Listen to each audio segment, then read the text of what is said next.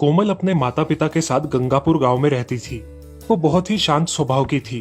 वो सभी लोगों की मदद भी किया करती थी। कोमल अपने माँ बाप की बहुत सेवा करती थी और उन्हें खुश रखती थी।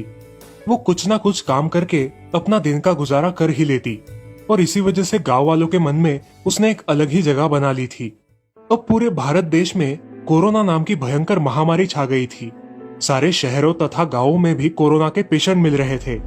सारे गांव वाले बहुत डर गए थे।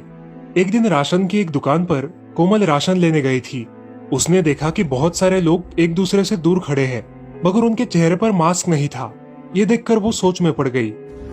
इन लोगों के पास पहनने के लिए मास्क भी नहीं है क्या? सभी लोगों के काम भी अब बंद हो गए थे और सब लोग अपने अपने घर में ही थे। उनके पास कोई भी काम धंधा नहीं था। ये सब देखकर कोमल सोच में पड़ गई थी। कोमल हमेशा आजू बाजू में क्या हो रहा है इस सब का ज्ञान रखती थी। अगली सुबह जल्दी उठकर कोमल अपनी माँ की सिलाई की मशीन पर कॉटन के कपड़े से कुछ बनाने लगती है। अरे बेटा, सुबह सुबह क्या कर रही हो? अरे माँ, मास्क बनाकर देख रही हूँ। देखो कैसा है। पहला मास्क तुम्हारे लिए, लगा कर देखो। अरे हाँ, ऐसा ही होता है टीवी में। अरे माँ, मैं सोच रही हूँ कि ऐसे ही मास्क बनाकर बेचूं तो लोगों के काम भी आएंगे और मैं इससे कुछ पैसे भी कमा सकूंगी। अरे ये तो अच्छी बात है कोमल, तुम मन लगाकर मास्क बनाओ। ये कहकर माँ घर में चली जाती है और कोमल मास्क बनाने लगती है। देखते ही देखते कोमल ने दिन भर में 50 मास्क बना लिए और एक बैग में उन्हें भरकर वो बाजार जाकर बेचने लगी। उसके बनाए हुए मास्क सभी को बहुत पसंद आए। उसने सारे मास्क कम दाम में ही बेच डाले। अब ऐसे ही कोमल हर रोज मास्क बनाती और बाजार जाकर बेचा करती थी।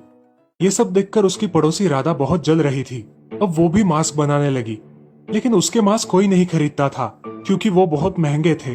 अब राधा कोमल से बहुत जलने लगी और एक दिन रात को चुपके से जाकर उसने कोमल के बनाए हुए मास्क पर कुछ कलर डाल दिया और सुबह मजा देखने के लिए आंगन में आकर खड़ी हो गई। कोमल सुबह उठकर बहुत प्रसन्न थी, लेकिन जैसे ही उसने मास्क देखे वो रोने लगी और अपने माँ से कहा, माँ, ये कैसे हुआ? मेरे पूरे मास्क खराब हो गए।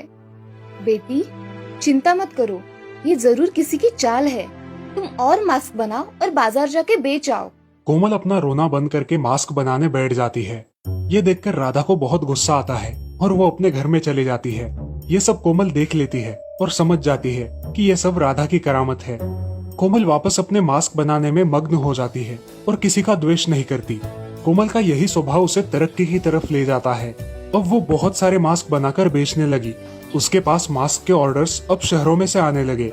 उसने अपने साथ 5 औरतों को लेकर अपना छोटा सा व्यापार शुरू कर दिया और शहरों से बड़े बड़े ऑर्डर लेने लगी। अब लोग कोमल को बड़ी इज्जत देने लगे और वो गांव में मास्क वाली कोमल के नाम से जानने लगी थी। इस कहानी से हमें ये सीख मिलती है कि अपनी कोशिश कभी नहीं छोड़नी चाहिए। मेहनत का फल मीठा ही होता है।